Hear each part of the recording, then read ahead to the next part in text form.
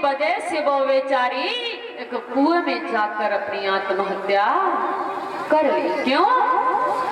क्योंकि धन नहीं आगे दिया मैंने तो मेरा बेटा मुझे मारेगा। अब वही दुष्टकारी जब वो वापस पहुंचा तो क्या हुआ? वेश्याओं ने कहा है धन ले आए कि नहीं? तो उन्हीं वेश्याओं ने बताया जाता है कि अध जली लकड़ियों से उस धुंधकारी की पिटाई की थी। अध जली लकड़ियों से मार मार कर उसे जान से मार दिया और वो प्रेत योनि में भटकने लगा। अब जब वो धुंधकारी प्रेत योनियों में भटकने लगा, इधर गोकर्ण जो थे वो भजन करने के लिए वन में चले गए, क्योंकि उनका भाई तब भजन नहीं करने देता था।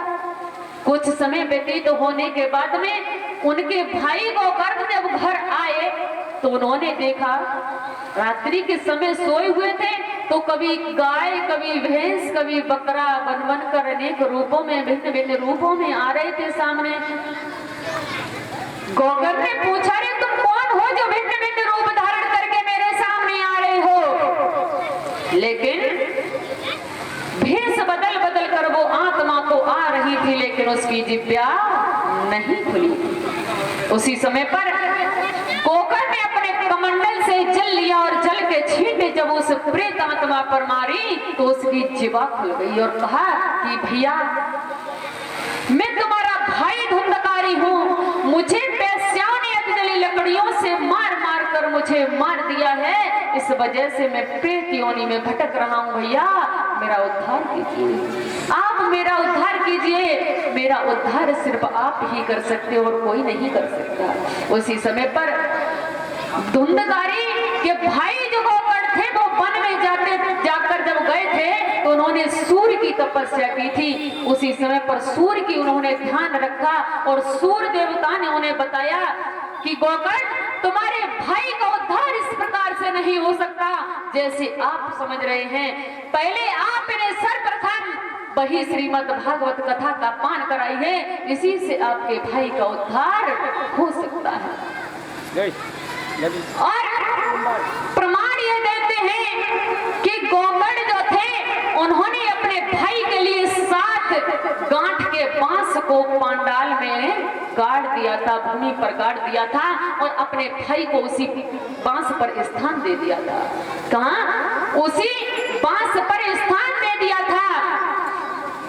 बोले भैया वो काली झंडी है ना, 7 गांठ को बांस लाएंगे और पांडाल में गाड़ दियो।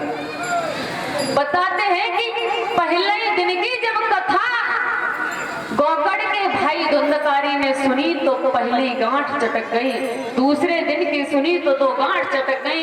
इसी प्रकार से 7वां दिन की कथा सुनने के बाद में उस बांस की 7 गांठें चटक गई और अनेक आकाश से विमान आए और विमान में बैठक कर धुंधकारी को ले गए।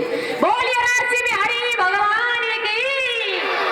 अन्य भी श्रोता बैठे हुए थे लेकिन किसी को विमान नहीं ले गया था। क्यों?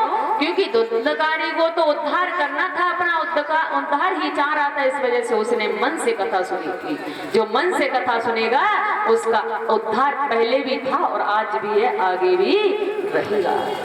बोलिए वृंदावन में हरि लाल की, रास बिहारी भगवान की, आज के आनंद की। तो एक छोटा सा कीर्तन बोलते हैं और उसी के बाद आरती प्रसाद। और आज रात्रि के वेला में ध्यान देंगे, सभी भक्तजन कथा सुनने के लिए